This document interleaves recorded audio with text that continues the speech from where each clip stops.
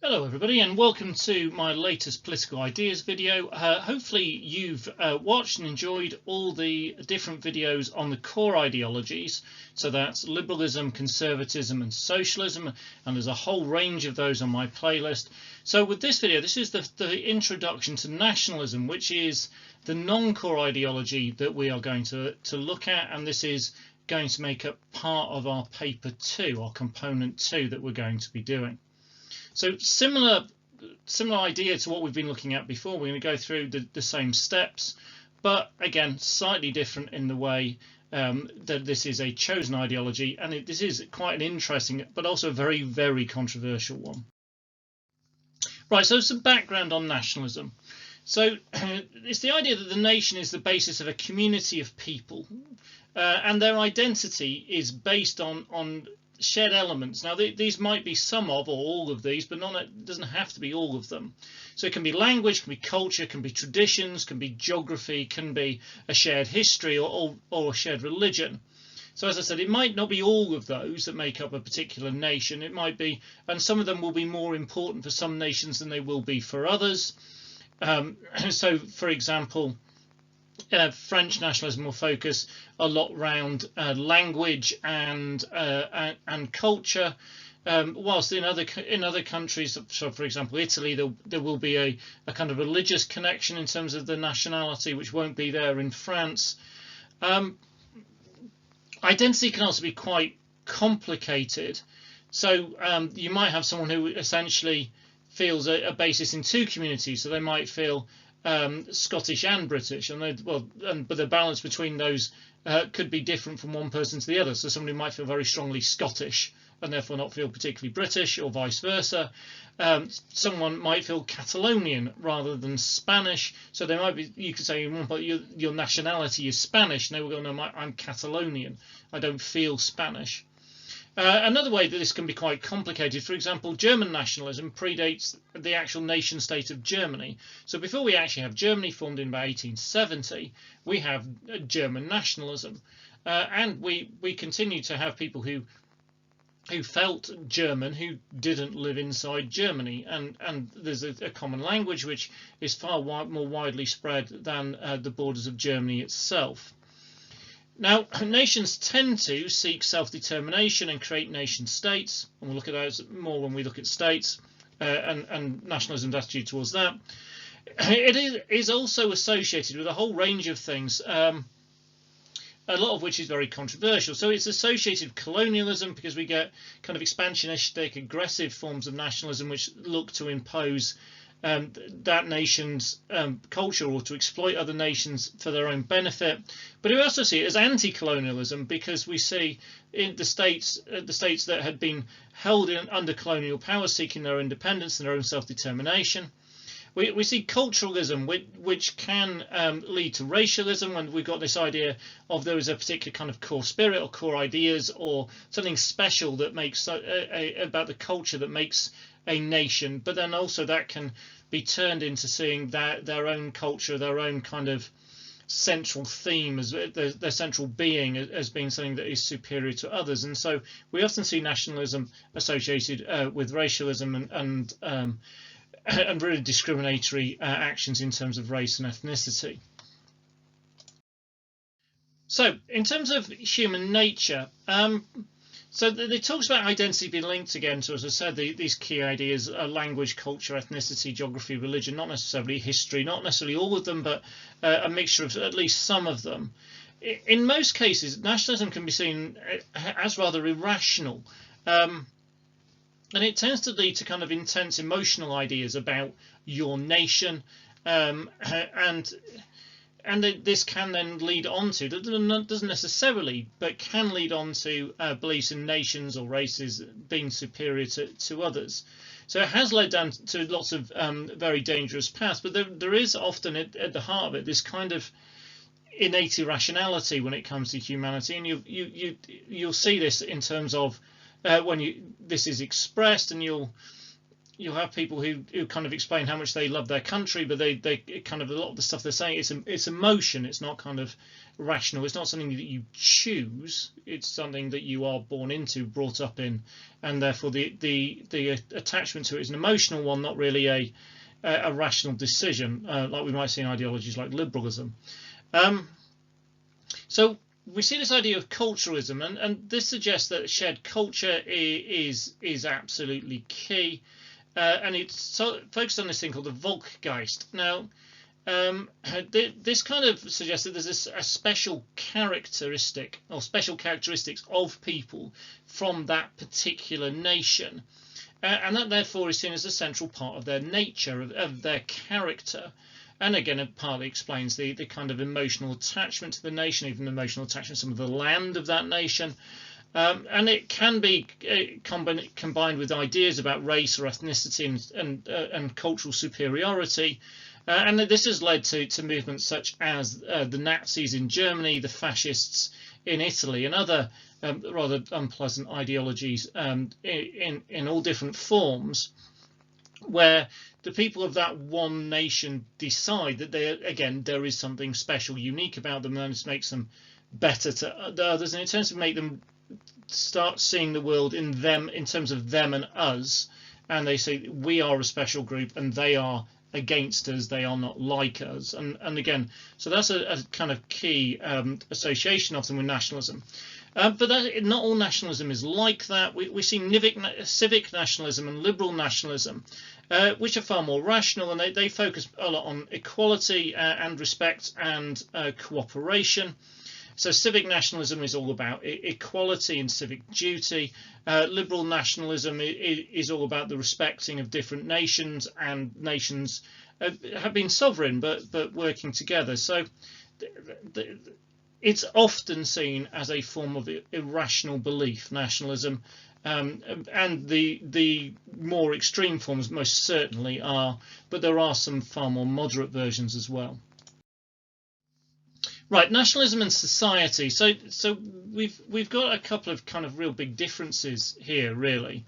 So we've got civic nationalism, which is an idea of nationalism shared on a kind of a pride in terms of political institutions and core beliefs, and civic nationalism is most strongly connected with the USA, and civic nationalism is often seen as being kind of inclusive and progressive, because although, for example, America often seen as the melting pot is really a multinational country full of people from all different ethnicities and backgrounds and original nations and all kinds of different things, so this melting pot idea, but it still has this strong kind of patriotic feeling to it, which is based around its democracy and its institutions and its ideology with the American dream. And so we get that form of nationalism in a way that society should be, which can be quite inclusive and centered around beliefs and institutions. But we also get culturalism, which is another form of nationalism, which looks at society, and that looks at kind of a society based on shared cultural values and often ethnicity, and it looks at what people have in common, and these might be a distinctive culture, distinctive religion, or language. Now, a kind of culturalism can develop in kind of like a defence mechanism almost. So, for example, you see Welsh nationalism, which is desperately trying to cling or defend the Welsh language and Welsh culture, which is done very successfully over recent years, as it fears it being overrun and lost because of the dominant English culture, British culture, which it's competing with. But it can also be the basis for what we call chauvinistic nationalism, and this is when the people or group of people within a nation believe that their culture is superior, and this can lead to exclusion and terrible treatment of other groups, creating this them and us society. So, for example, the Nazis in Germany, who excluded all groups that they didn't see as part of the German Volk, most notably, obviously, the Jews. We see the Afrikaners creating apartheid in South Africa, where we see this idea again of them and us, with the white population with all the privilege and all the power, and the black population being treated as second-class citizens and having no power.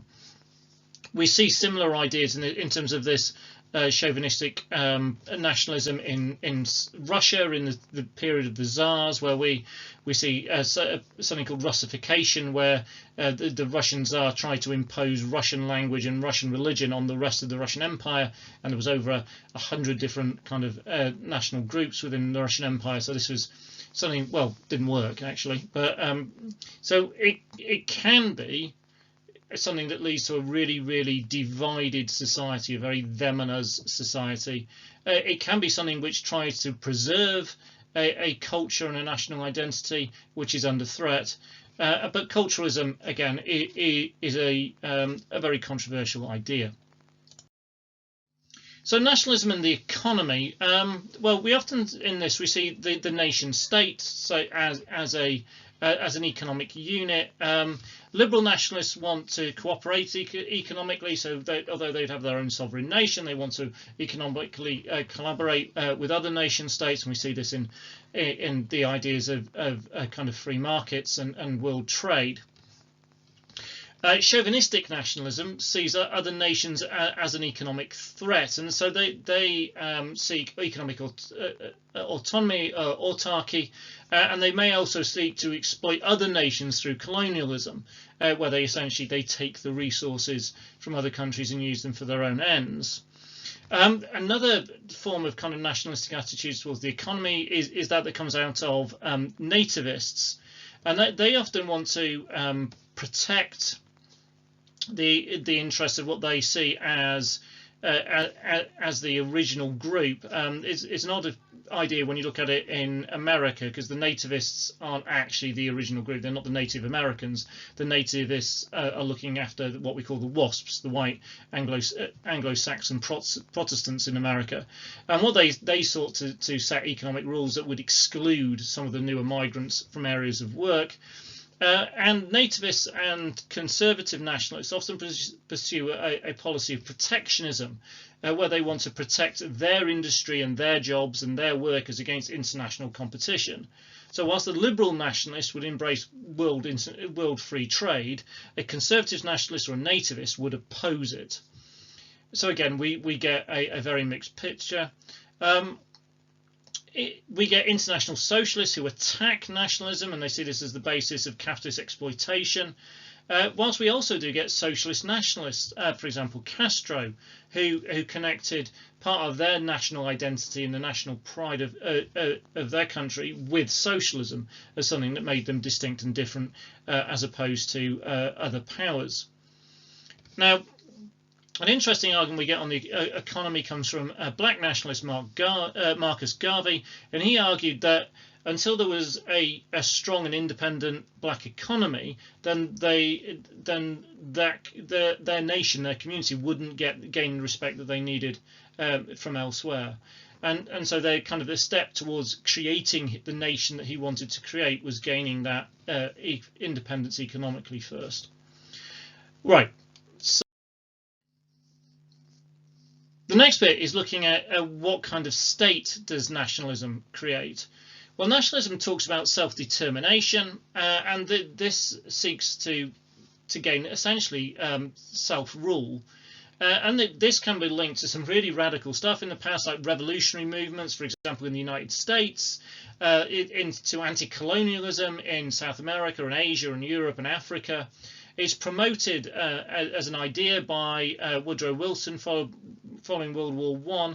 We still see it as raising issues in the world around us. So, for example, we've got Scottish nationalism, which is seeking kind of self-determination. We've seen issues in Spain with Catalonia, and again this idea of wanting their own independence. And so it can it's broken down empires, but it could break down nation states as they currently exist. But generally speaking, it's often perceived as a positive and something that Western democracies have looked to promote and support, except maybe when it's happening inside them.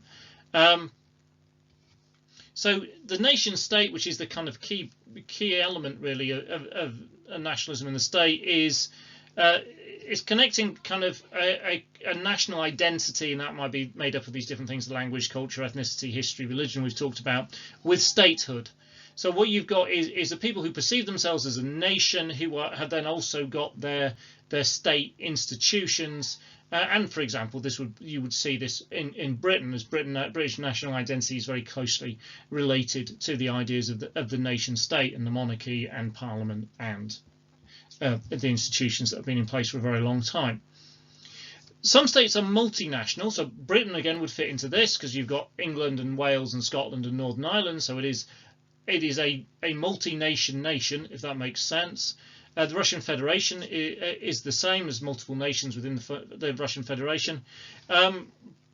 Some, like the United States, have shared values, but people with many different national origins. And it's and if you talk to Americans, then they often come with a prefix to their identity. They will describe themselves as Irish American or Italian American or African American. And so you'll often see that kind of almost dual national identity that they have, but they will still be very patriotically American often. And then you have nations that don't actually have a state, and that again can cause demands for self-determination and independence and creation of a state. Now, there are also different types of nationalism, and we'll look at these in later videos. So there's liberal nationalism, conservative nationalism. There's the really unpleasant bit of nationalism, which is your expansionistic, chauvinistic nationalism, which is often radical nationalism, fascism, things like that. You've got your anti and post-colonial nationalism, which is often in breaking up empires and creating new nation states. And then we'll also look at the idea of black nationalism, which again is another form of nationalism, which is focusing on overcoming previous exploitation and a nation defined on racial grounds. So in future videos we will explore the key themes in more details. We will look at the different types of nationalism in more detail, and I'll examine the key thinkers in details, just like I've done on the core ideologies: liberalism, socialism, and conservatism. Right, so thank you very much for watching. Please remember to like, to comment, make sure if you haven't done so already, you subscribe to my channel.